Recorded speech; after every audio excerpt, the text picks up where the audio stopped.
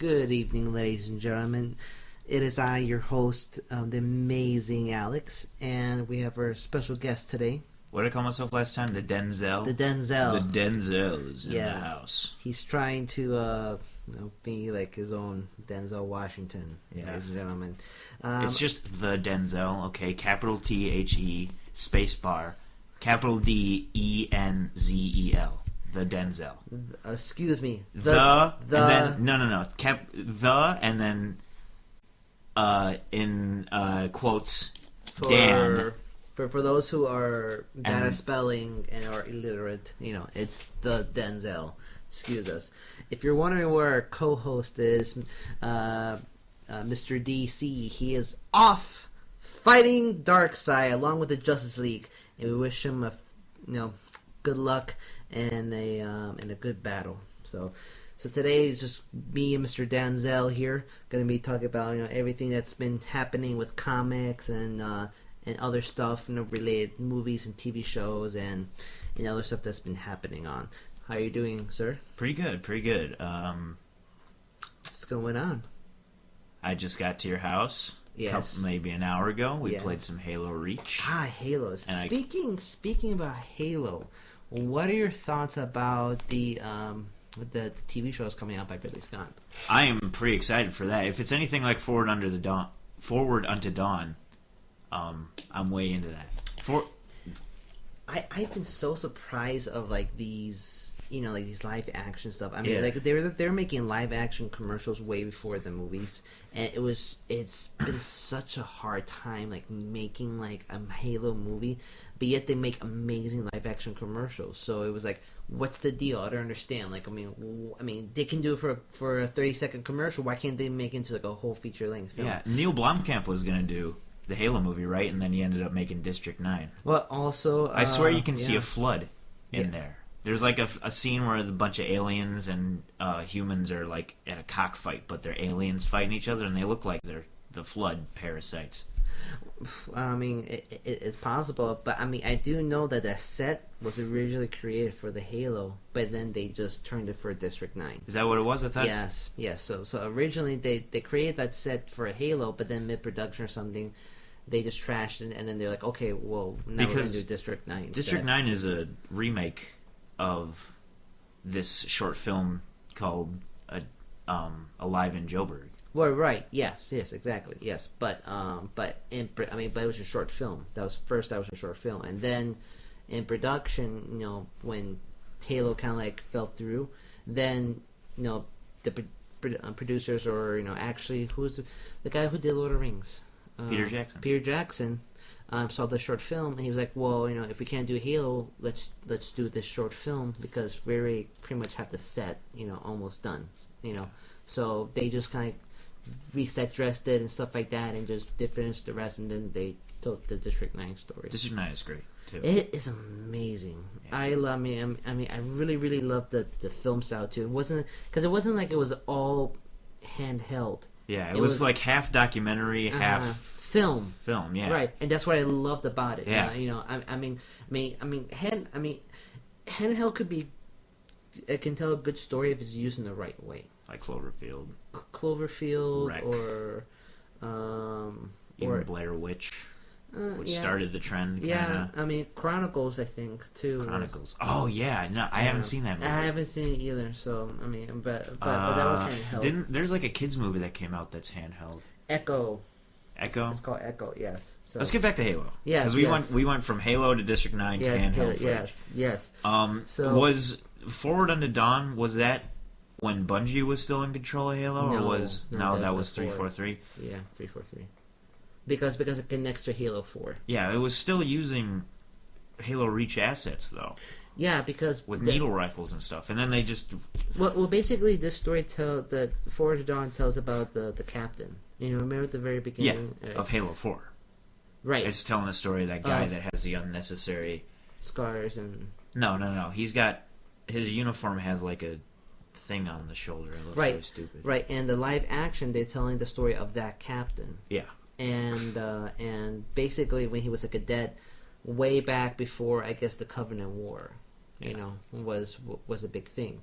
So they're kind of like telling the prequel of, you know, when Earth was just fighting, you know, the beginning fighting stages of fighting the Covenant and meeting Master Chief and all that stuff.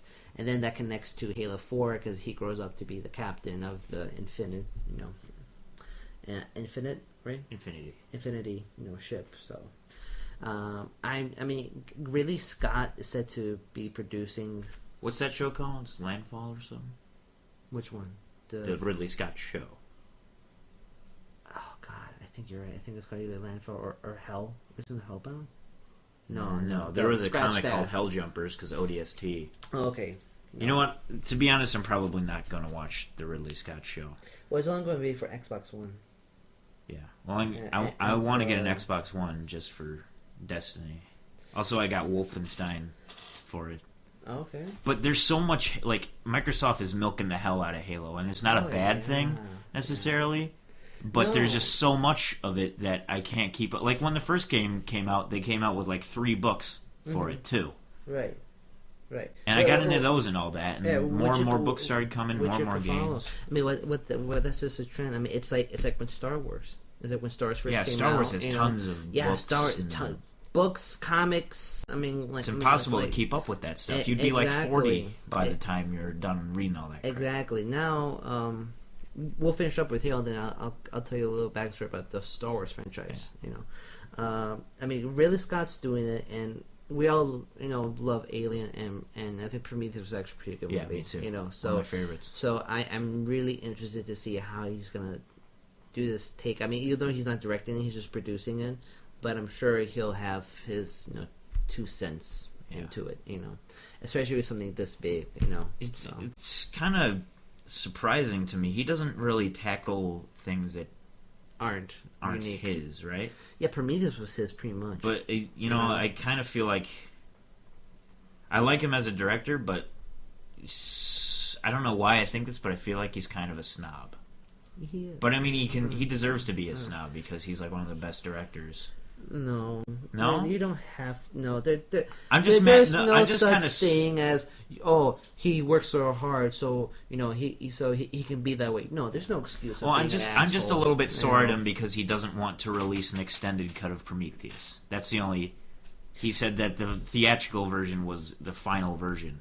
Well, yeah. Well, but he cut out so much good stuff. Well, he did, you know, put the deleted scenes on DVD. Yeah, but I'd rather see those deleted scenes intercut with the movie. Like when the engineer sees that message with the girl playing the violin and he likes the music. Right. And then, Prometheus is good. Yeah, I mean, there's a lot of things that I'm glad, like, he switched out of, because a lot of the lead scenes that he did, I mean, not all of them, but a couple of them I'm glad he didn't use, and he used the alternative version. Like, remember, the 2 main actors, you know, the 2 main characters, the girl and her boyfriend?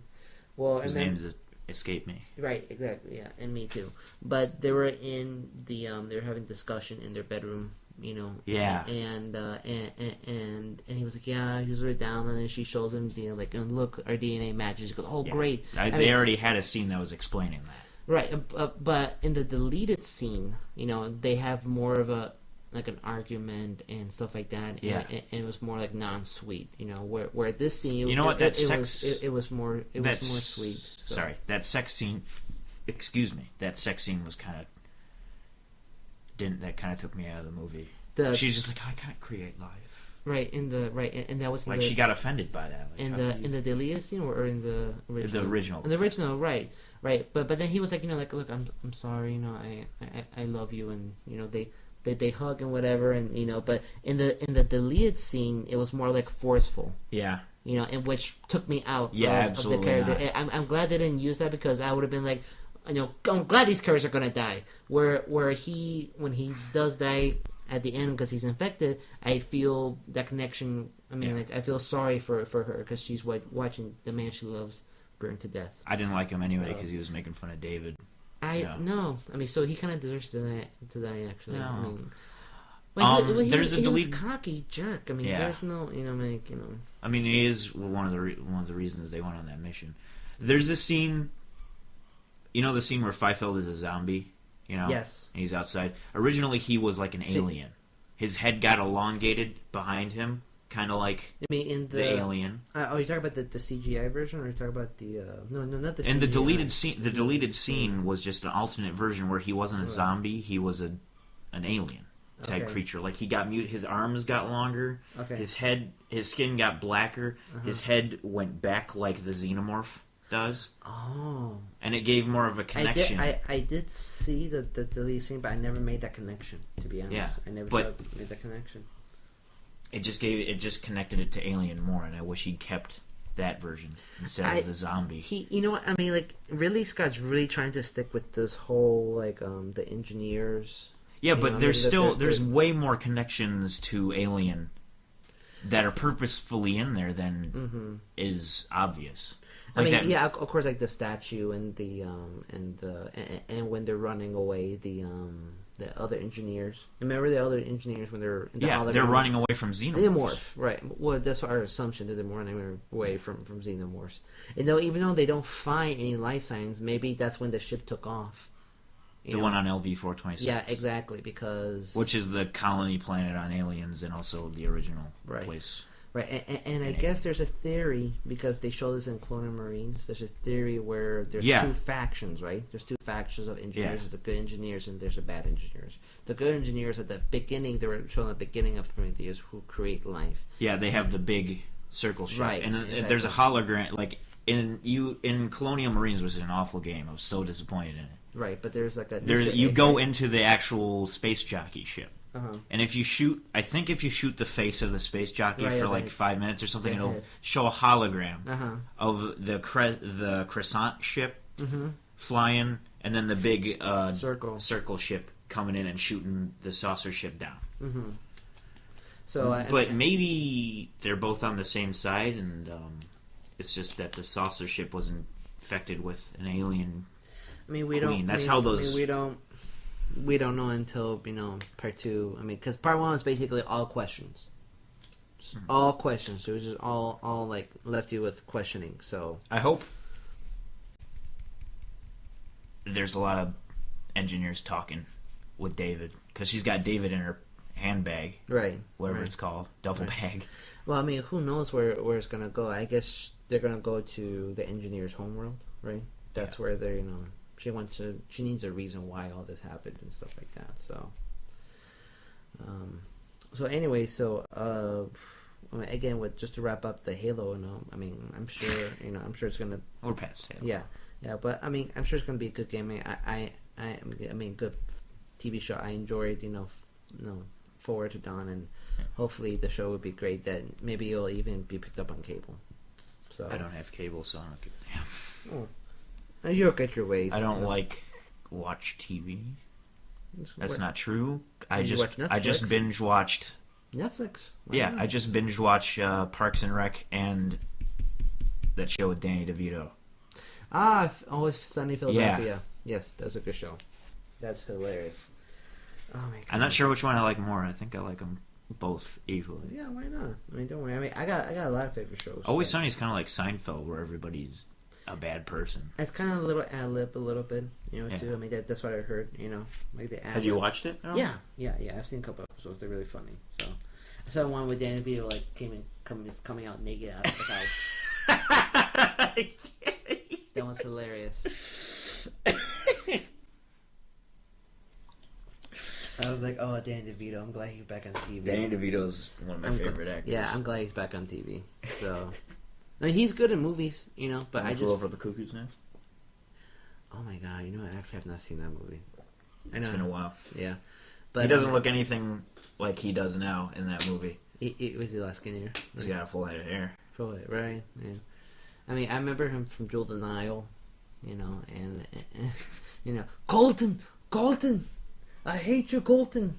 My dad and I quote that movie all the time. So. My friend posted this picture on Tumblr of Danny DeVito's Twitter. It was just a tweet of it just said heartbroken, and for some reason it made me laugh for like 5 minutes. I'm sure because that's when he was getting divorced with his wife. Really, it was a recent tweet. Oh my god! I'm Are you sure. serious? No, yeah, I think they're getting divorced. Yeah. Shut up. No way. No, for real, dude. They're getting divorced after 30 years or something together, or more than that. Oh, man, I laughed at Danny DeVito's divorce. I'll never. It's he on his Twitter, he has this thing. He just posts pictures of his feet with like recognizable objects in the background. It's just called Trollfoot. Too funny, dude. I feel bad now, man. I didn't know he was getting divorced. I don't think he's. No, I mean, Google it or Fine, whatever. I'll I'm Google. sure. I'll do it right now. But I While you're remember, talking. in Family Guy did an episode of, like, I don't know, like, it's like Danny DeVito, and what's his wife's name? Pearl, I think Pearl. I don't know. Pearl something. And I don't know anything about his family. I just right. know that Danny DeVito. And I remember when Penguin. he's there, with the ring proposing to this girl, and he goes. And Pearl goes, "Oh, I don't know, Danny," and he goes, "It's me or it's either me or nobody," and she goes, "Sold." Was it like one of those flashbacks? No, it's like one of those like cutscenes Yeah. from Family Guy. For some reason, I was thinking of Big Fat Paulie. What was his name? Yeah, Yeah. he keeps going and asking if people are Big Fat Paulie, Okay. and then he gets shot a lot at the end. Okay, wait, Danny DeVito. But my God, man, too funny, dude. So Hey, do you wouldn't happen to have Tim Burton's Batman on DVD? Do you? Batman Returns or the first one? The one with the Penguin and also I have Mr. Freeze and also the Riddler. Oh no, I have the original Batman with Tim Burton. I got that on DVD. I have those movies on VHSs. So yeah, I got them on VHS. And Wait, you can easily find those. Was the movies Penguin, like Mr. Freeze, and Riddler in different movies? Yeah. Oh, yeah, dude. Yeah, I mean they were in the cartoon together, but so Jim Carrey, Danny DeVito, Arnold Yeah. Schwarzenegger, different movies? yeah, Okay. yeah. So Dan DeVito was with Catwoman, and that was part 2. Part 3 was Tommy Lee Jones and Jim Carrey. You were right. He's getting... Yeah, I told you. Or maybe he's not. And This is from 2 years ago. what? When they got divorced? Yeah. The tweet was like... I don't know. Maybe he's still This month. heartbroken. Maybe he's still heartbroken. I don't know. It says they're reconciling or working on marriage. I don't know. Who cares? So, and then Mr. Freeze was the 4th one. That was with Schwarzenegger, Poison Ivy, and Bane. Oh, yeah. The Green Bane, whatever. The Hulk version of Bane. And They all like blend in Yeah. together. Bane, I mean, they completely butchered the Bane character in that one. I thought he was the same as he was in the comics. No. I mean, he's a strong guy that juices up. He was just like a henchman in that one. Yeah, didn't exactly. No, right. And in the comics, he does. He's an actual thinking villain that has his own gang and stuff like that. And he goes, "I'll break the Batman's back." breaks his right. back. And he's Spanish too, and he's from South America or some shit. What is he in? What's his name's movies? And the Christopher Nolan. Yeah. Oh, no one knows what he is. He saved Ra's al Ghul's daughter, and he just has the mask. Goes, Ah, yes. I don't know enough about this stuff. Lovely singing voice you have. just that. But anyway, so I'm going to be going to Wizard World. No, Chicago You Wizard bastard. World this weekend with a couple of friends, and I'm going to be telling you a couple of the panels we're going to. Unfortunately, probably not going to be able to make them all, but we're definitely going to be seeing the Gotham That panel. TV show? Mm-hmm. They're going to be premiering the first episode of Gotham at Wizard World, so I'm definitely going to be attending that panel. And on our next podcast, I'll give you my review of it, and I'm sure I'm going to be mind blown away by it. And also, they're going to be having, meeting Marvel's Guardians of the Galaxy, and that should. Oh, be, really? Mm-hmm. Yeah, I mean, three of the actors who are in the movie are going to be there. Ooh, Chris Pratt? No, Oh. No, Batista. Is that was Drax? Yeah, Drax, the big guy, right? Who else? Mickey Rourke. Who is he? Mickey Rourke, he's the blue guy with the whistle. Oh my God! You get to meet that guy. He was my favorite. Mickey Rourke, and then Karen Gillan. She played The green girl. No, Nebula, the blue one. Oh. Yeah, the one with the great crinkle arm. Yes, exactly. And she fixes and stuff like that. And Dave Bautista will be there. So you get. Well, I don't get to meet them, but I mean they're going to be there. Yeah. Also, Mickey Rourke was also the guy who sawed his hand off in The Walking Dead. Right. You could meet them for a price, and I'm on a budget. I don't want to pay to meet Mickey Rourke. I'd pay to meet Chris Pratt. Well, I mean, there are a lot of people who are going to be there. I mean, I'm going to pay to meet for sure Kevin Conroy. I'm going to pay to at least get an autograph from Kevin Conroy, the voice of Batman. I wouldn't pay for an autograph. Really? I have to. I mean, it's on my bucket list. It's on my bucket list. I have to meet. I mean, Mickey Rourke. I mean, he's a great actor, and I've known him way before The Walking Dead. What else was he in? He was probably a lot of cowboy stuff, right? He was in some cowboy movies. He was in a movie, a lot of action movies. I mean, he was one. I can't remember, but he was on. It was like this action with this main character who was Japanese, who was Asian. I was oriented, but he was like a cop, and Mickey Rourke was a single dad, whatever, and this guy was his partner or lead or whatever. He was also in Call of Duty Ghost 2. I didn't play him. No, it was good. It was good. So I'm definitely gonna do that, and then we might have to leave a little bit early though. Unfortunately, it's from 5:15 to 6 p.m. and then at 6 p.m. to 8 p.m. they're gonna be presenting the special. They're gonna be doing like in honor of the 75th Batman anniversary. They're gonna be doing Batman Masks of Phantasm, and they're gonna be it's going to be presented by Kevin Conroy, who voiced Batman in the anime series and in the Arkham games. So. I'm getting kind of burnt out on Batman. It's a lot to take in. Batman. I mean, this whole year's been about Batman, pretty much, because it's the 75th anniversary. Yeah. Well, that's probably why. Superman didn't get this much press last year as Batman has this year. Because everybody likes Batman. Everybody loves Batman, so you can't not love Batman. It's just the way it is. So. You can only take so much. And then while I'm there, I'm also going to be getting some comics, and probably going to be getting, because now that Marvel has taken back the publishing rights for Star Wars, for some reason, like the Dark Horse graphic novels and comics are becoming like rare. Like every time I go to a comic book store. Wait a minute, what do you mean? I mean, like Dark Horse had rights to print to print Star Wars comics. And, but now that it's a Disney property, exactly, and Disney owns Marvel, now they're going to be switching it to. Do you read a lot of Star Wars comics? I used to, yeah. I mean, I have a whole box. I'll show you it later. And I mean they're really good, but I'm trying to now that I know this, I want to get all because they're gonna be publishing all new titles and stuff like that. So I want to be getting kind of like the titles that I stopped collecting and kind of finishing that up because I really want to, find out how the story's finished off. So I'm hoping that they're not all sold out by the time Saturday rolls around, because today was the first day of Wizard World. Yeah, and then it'll continue tomorrow, and then Saturday is when I'm going.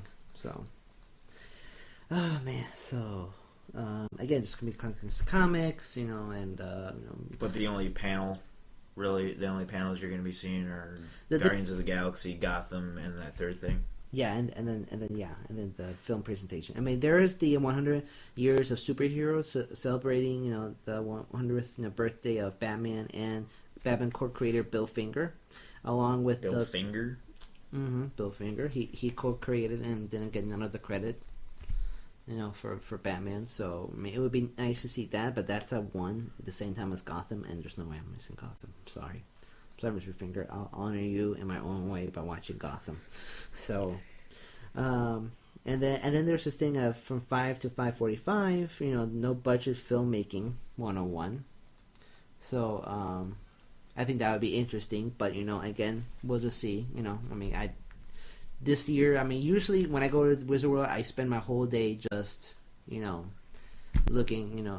Just in line for celebrities. This time around, I really want to just relax and just enjoy the convention itself. Yeah, conventions are a lot of panels and waiting in line. At least I wouldn't. Well, waiting in line for celebrities, yes, and I did that this year at C2E2, and it was a big mistake because I don't do that at C2E2. At C2E2, I go to the panels and I enjoy the conventions, and because they had a lot more celebrities at C2E2, and that's why I stood in line. But this time around, I'm not gonna be doing that.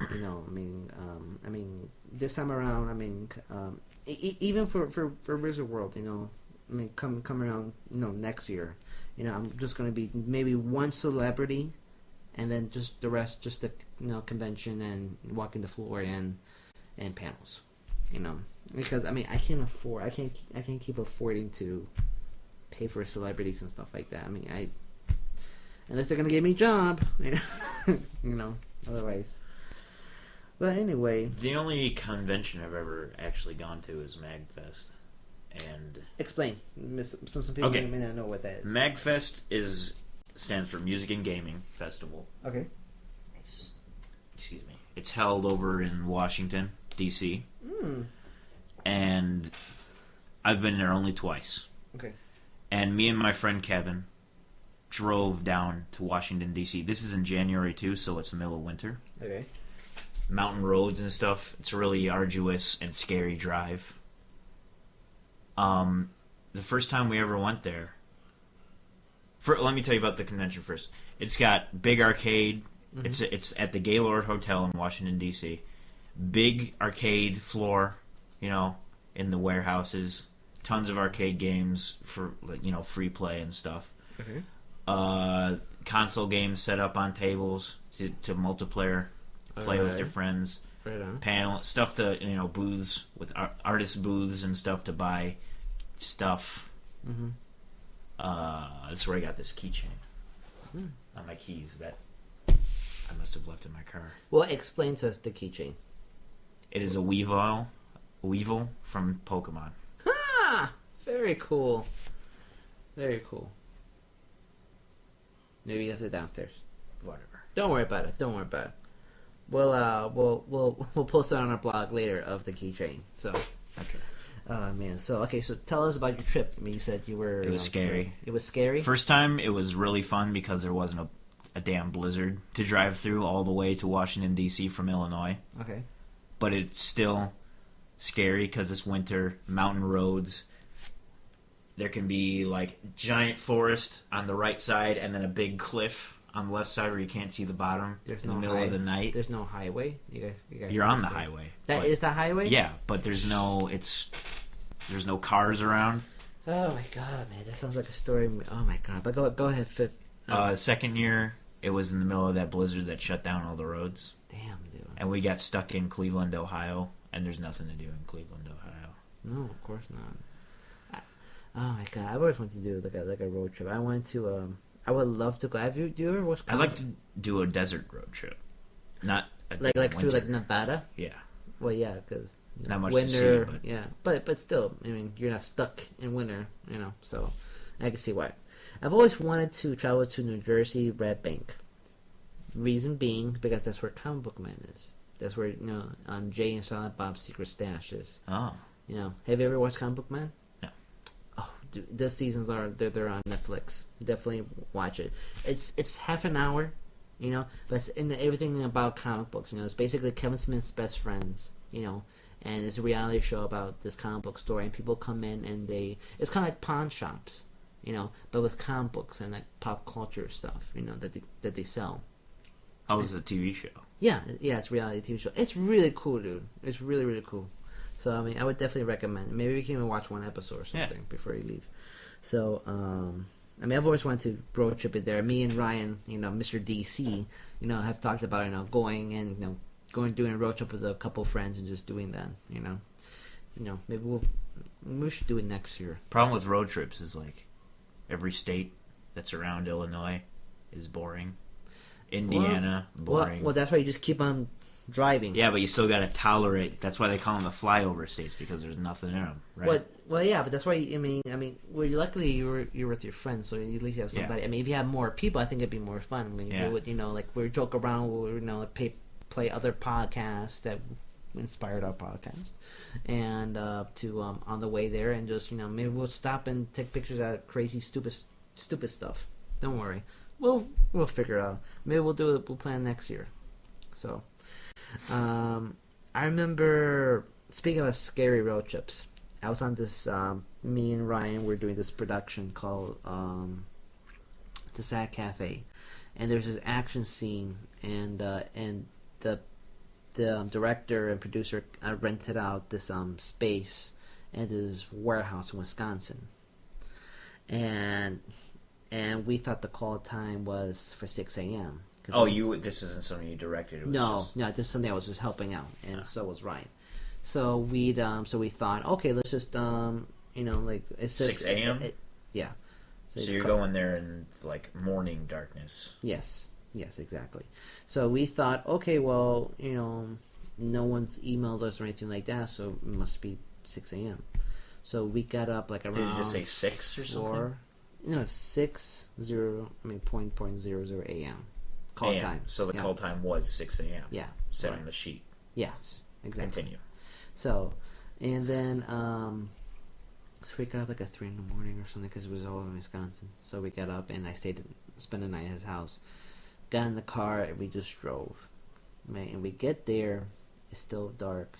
We get to the warehouse.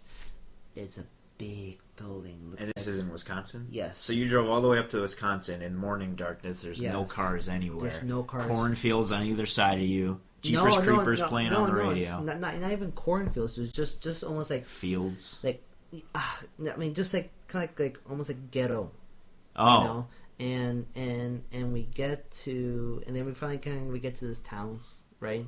And we get to this like building, dude. It's just like high up. It looks like an abandoned freaking asylum, and only like a few lights are on in the windows. Just like a few lights, you see people walking by the lights, and like one street lamp in the center, right? And then like we see off the corner of our eye like shadows of people just like walking or something, right? And my Ryan's like, oh, I'm freaking out.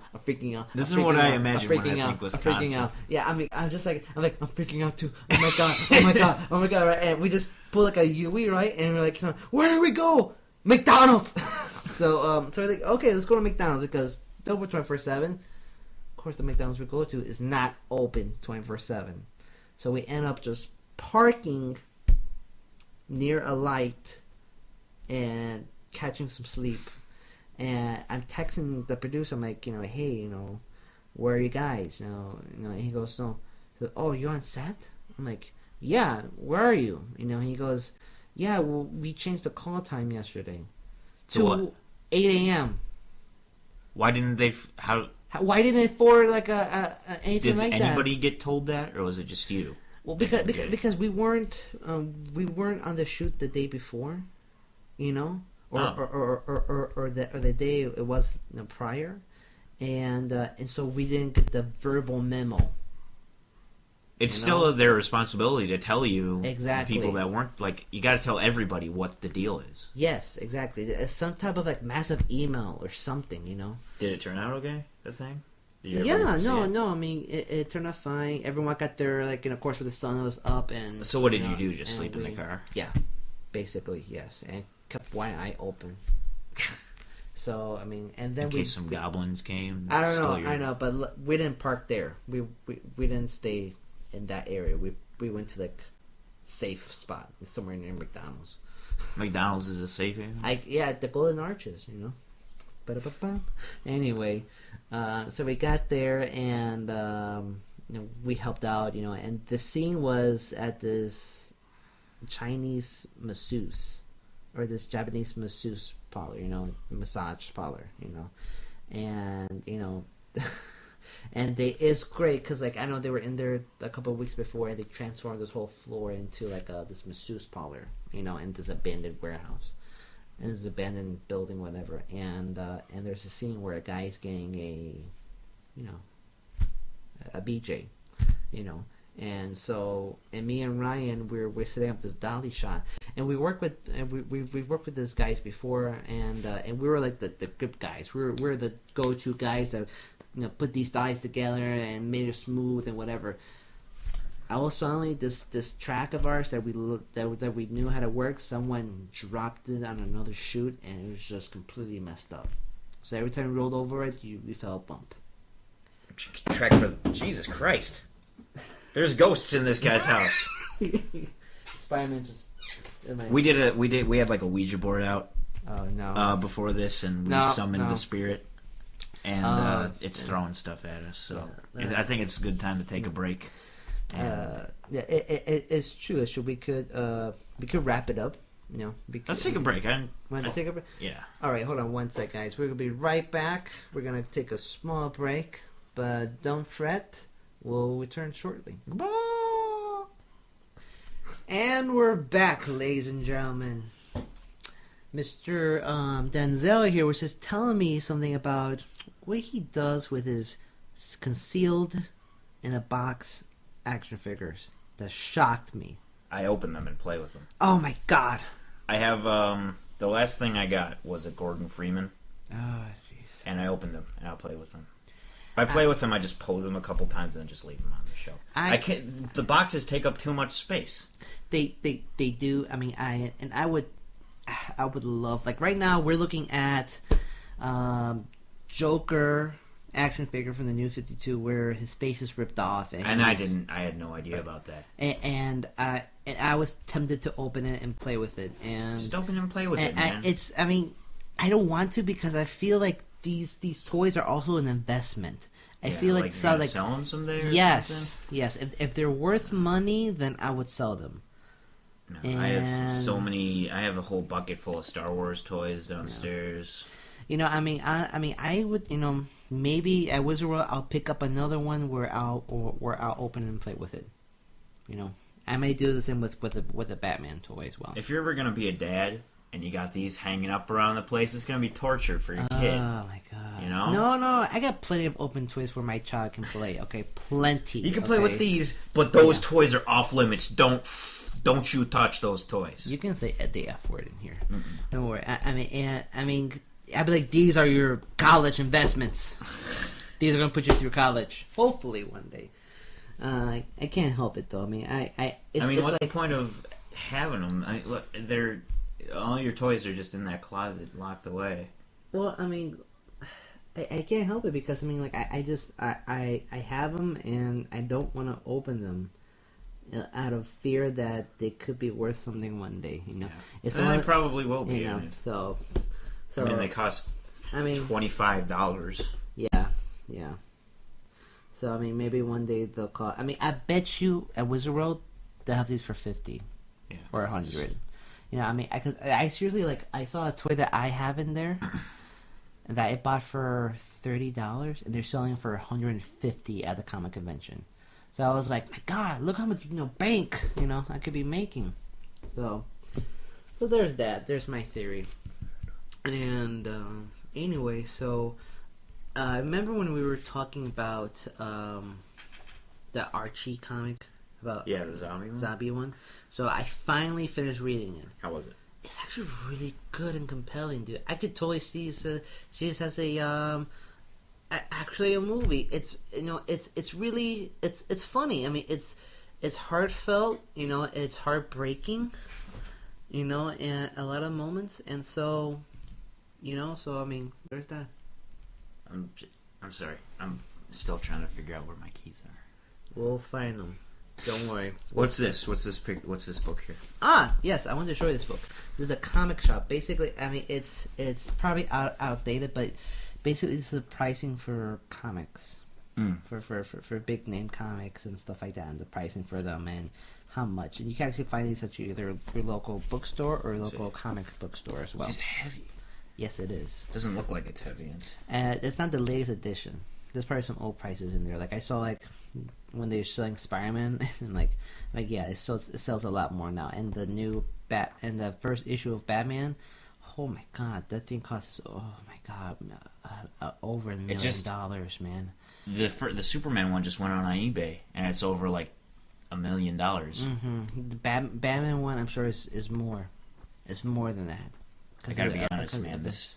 This all means nothing to me. In this book, it means nothing to me. No, of course. I mean, but to me, at the time, to be honest, I got that book because Boris was closing down. Remember, there was Boris bookstore. Yes. And they all closed down.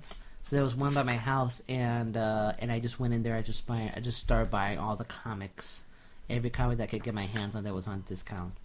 That book, that comic book rack, was from Borders. Really? Yeah. I negotiated for $30. So it was originally $45, but I got the guy down to sell to me for $30. So reminds me of Unbreakable. One day you're gonna be Mr. Glass. Great. They call me Mr. Glass, and you'll be Bruce Willis, choking guys until they, touching folks and seeing their crimes. Right. Oh my god, too funny, dude. Oh man, so anyway, so that Archie was really compelling, and I'm actually gonna try picking up the second graphic because this is part 1. This is part 2, and I'm actually gonna try to find it out of Wizard So the only experience I have with Archie comics is Sonic the Hedgehog. And I've never read Archie. I remember watching Sonic on TV, the TV show. Yeah. So I never read the comic book. The comics, of course, were I played like the games. So the comics were like the newer games where they're trying to put in melodrama into Sonic the goddamn Hedgehog. Cartoon characters like having existential crises. Like the only time I've ever read a comic book that I enjoyed that was from like something else, like from like a toy or video game, was Transformers.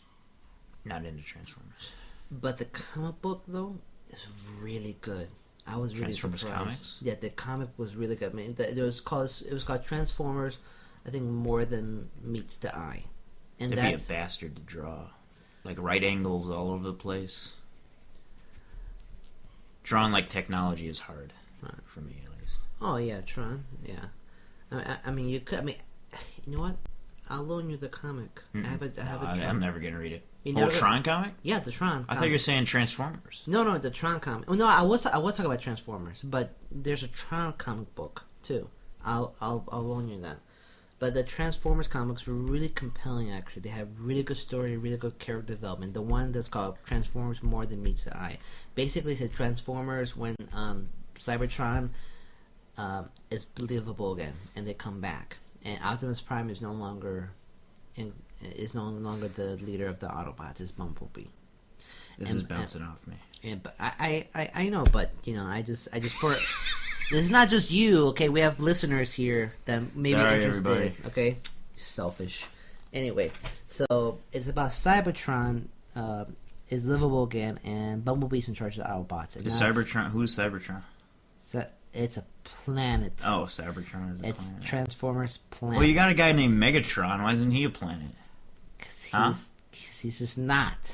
He's not a planet. That's Unicron. Unicron is a planet. It's a transforming living planet. Okay, so how come Megatron isn't a planet like because Unicron and Cybertron? He's not the same. They're just not. Coming in this conversation right now. All right. So anyway, so in this series, Bumblebee is basically trying to have peace.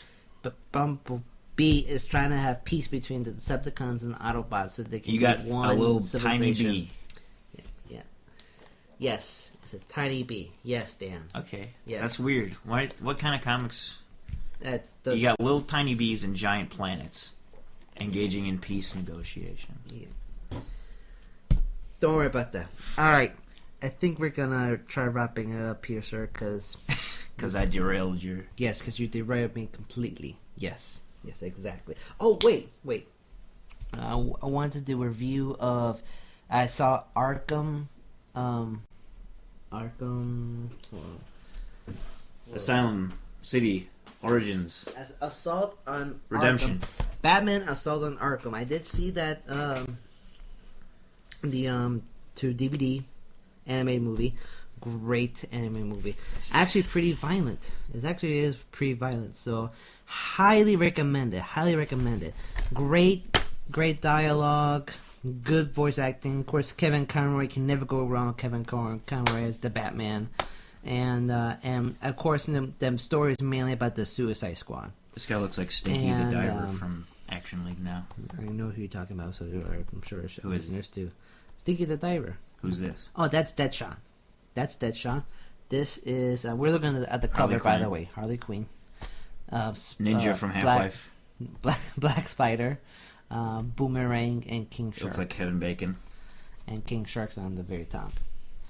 So, highly recommend watching it. Are you sure that's not Wolverine? This guy here? That I said looked like Kevin Bacon, but when you look at him right side up, it looks like Wolverine. You're doing it again, Dan. You're derailing me again. Oh my god. So are these all bad guys? Yes, they're bad guys, but they work for the government. And he's giant in this. Yes, Batman's a giant. Yes. No. Okay, it's just a cover. Oh my god. All right, so I highly recommend watching a great action, pretty violent. So don't show it to your little kids, and just just watch it. So I mean, it's really great. All right, guys. We're going to wrap it up here for tonight. Thank you for listening, and please tune in to our podcast next week.